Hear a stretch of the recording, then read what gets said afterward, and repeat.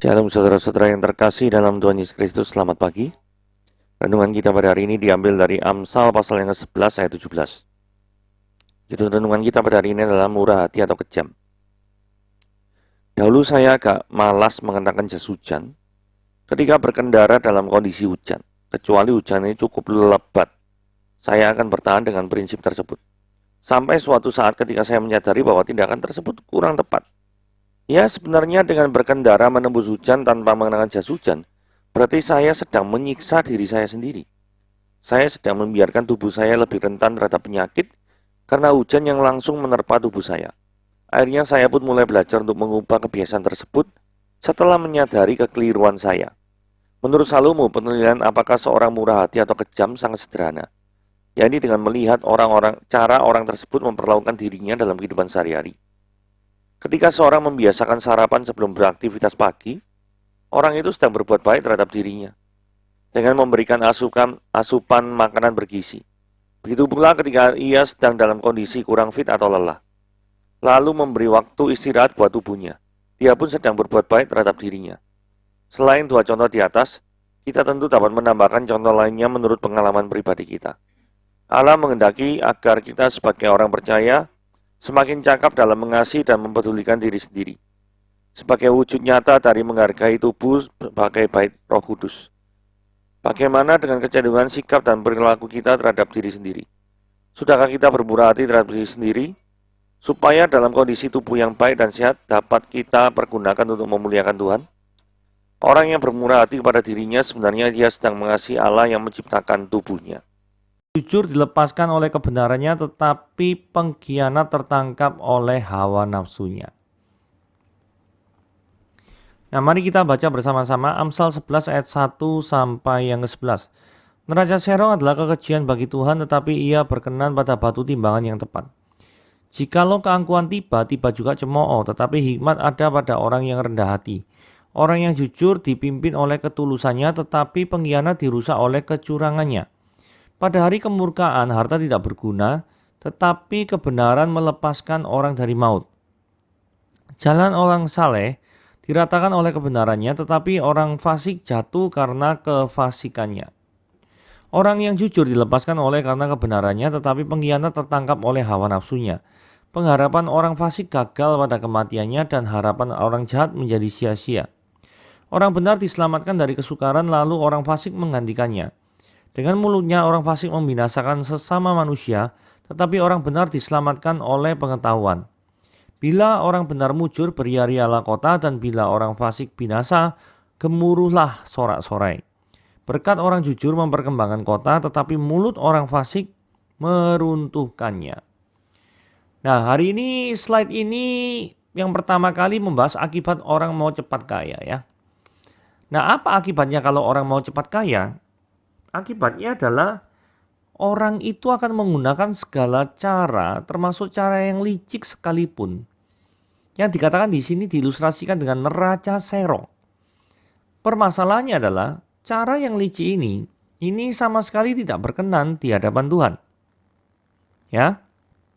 Jadi memanipulasi kebenaran untuk mendapatkan keuntungan. Kelihatannya sangat menggoda, tetapi ujung-ujungnya adalah maut. Menjalankan bisnis dengan mental win-lose tidak akan long lasting. Untung kecil tetapi stabil dan dapat dipercaya lebih baik daripada untung besar secara instan tapi penipu. Nah, ini repot ini.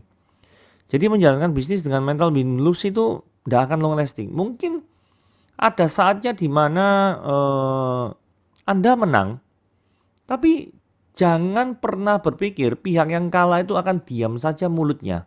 Karena mereka pasti akan menyebarkan kekuatan word of mouth itu jauh lebih besar daripada yang lain, gitu ya. Oke, kita lanjutkan. Kesombongan yang kosong. Jikalau keangkuhan tiba-tiba juga cemooh, tetapi hikmat ada pada orang yang rendah hati.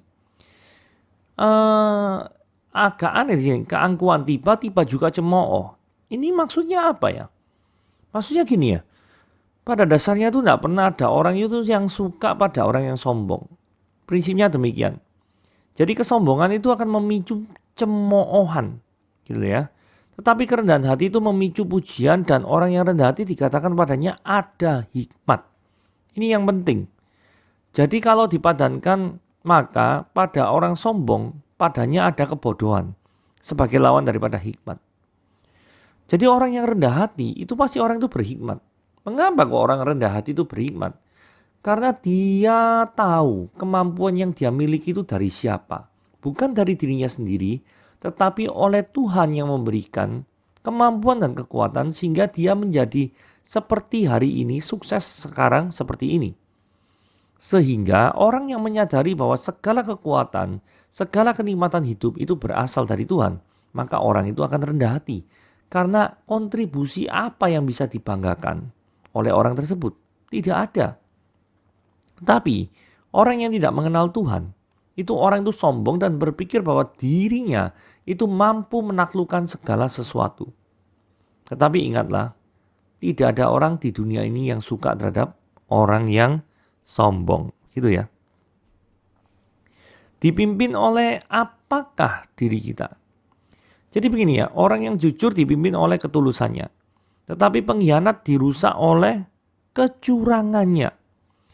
Apakah kita dalam kehidupan sehari-hari dipimpin oleh ketulusan atau justru oleh kecurangan? Apa yang mengedrive kehidupan kita? Mental seperti apakah yang menemani hari-hari kita menjalani usaha atau aktivitas kita? Mental yang win-lose tadi, aku untung, orang lain rugi, sakarmu. Atau win-win solution. Karena dikatakan ayat 3 ini perhatikan baik-baik ya. Orang yang jujur dipimpin oleh ketulusannya. Tapi pengkhianat dirusak oleh kecurangannya. Saudara perhatikan baik-baik. Kalau Anda itu sukanya curang, seketika lamanya memang menyenangkan Anda. Tetapi Tuhan itu membenci orang-orang yang bersifat curang. Dan ingat, kecurangan itu sifatnya merusak. Dan tidak ada kecurangan yang sifatnya positif. Pasti ada pihak yang dirugikan. Namanya curang kok. Yang dicurangi pasti kan rugi. Kalau nggak rugi ya bahasanya bukan dicurangi. Nah, sini katakan apa sih sebenarnya yang kau andalkan tuh? Pada hari kemurkaan harta tidak berguna. Tetapi kebenaran melepaskan orang dari maut. Saudara, luar biasa sekali ya. Di sini gambarkan bahwa kemurkaan harta tidak berguna. Pada hari kemurkaan harta tidak berguna. Jadi pada waktu akhir zaman nanti, seberapa besar hartamu yang kau miliki itu tidak bisa menyelamatkan engkau. Jikalau Anda tidak percaya Yesus adalah Tuhan. Di sini dikatakan, tapi kebenaran melepaskan orang dari maut. Saudara, apa yang paling penting di dunia ini selain daripada kehidupan setelah kematian? Karena kehidupan setelah kematian itu bersifat kekal. Anda harus pikir baik-baik. Setelah Anda mati, Anda mau kemana? Kalau Anda mengejar harta, maka hartamu itu bukan jawaban kehidupan setelah kematian. Karena di sini dikatakan pada hari kemurkaan tidak ada gunanya. Yang ada gunanya adalah kebenaran di dalam Kristus Yesus. Itu yang ada gunanya. Ya. Orang fasik jatuh karena jalannya bergelombang. Ayat 5 ya ngomong gini ya. Orang fasik jatuh karena kefasikannya. Kenapa kok jatuh? Ya kalau jalannya bergelombang pasti jatuh. Loh di sini nggak ada kata-kata bergelombang. Saudara perhatikan kontrasnya. Kalau orang saleh digambarkan apa? Jalannya diratakan. Mulus, orang nggak akan kesandung. Tapi orang fasik itu jatuh. Berarti jalannya itu nggak rata. Saudara, kalau saudara ahli selintat-selintut ya, ahli pinggir sana, pinggir sini, selintat-selintut sini, kiri, kanan, saudara hati-hati. Karena saudara akan jatuh karena kefasikanmu sendiri. Saudara mencari cara seperti belut gitu ya, cari cara cari sini gitu ya, supaya saudara mungkin akan berpikir melakukan perfect crime. Tapi saya beritahu satu hal, there is no perfect crime in this world. yang namanya crime, kejahatan atau keberdosaan, itu pasti akan terungkap. Nah, ayat 6 dan 7 berbicara orang yang jujur dilepaskan oleh kebenarannya. Tetapi pengkhianat tertangkap oleh hawa nafsunya. Siapa yang menjadi pembela orang yang benar? Tuhan Yesuslah yang sang pembela kita. Kenapa kok tiba-tiba menjadi pembela orang yang benar? Karena gini ya, orang jujur dilepaskan oleh kebenarannya. Berarti ada saatnya orang jujur ini terikat oleh sesuatu. Entah suatu kondisi yang tidak mengenakan, akibat karena kebenarannya. Tetapi jangan khawatir, dia akan dilepaskan, dibebaskan. Jadi bukan berarti ketika Anda jujur, Anda bebas dari masalah. Justru karena Anda jujur, maka didekati oleh permasalahan yang banyak sekali. Karena ada banyak orang yang tidak senang dengan kejujuran saudara. Nah, di sini orang fasik itu pengkhianat, terjerat atau terikat oleh keberdosaannya. Ini yang bahaya ya. Buktinya gini ya, ayat yang ke-6b itu dikatakan, tetapi pengkhianat itu tertangkap oleh hawa nafsunya. Begitu ya.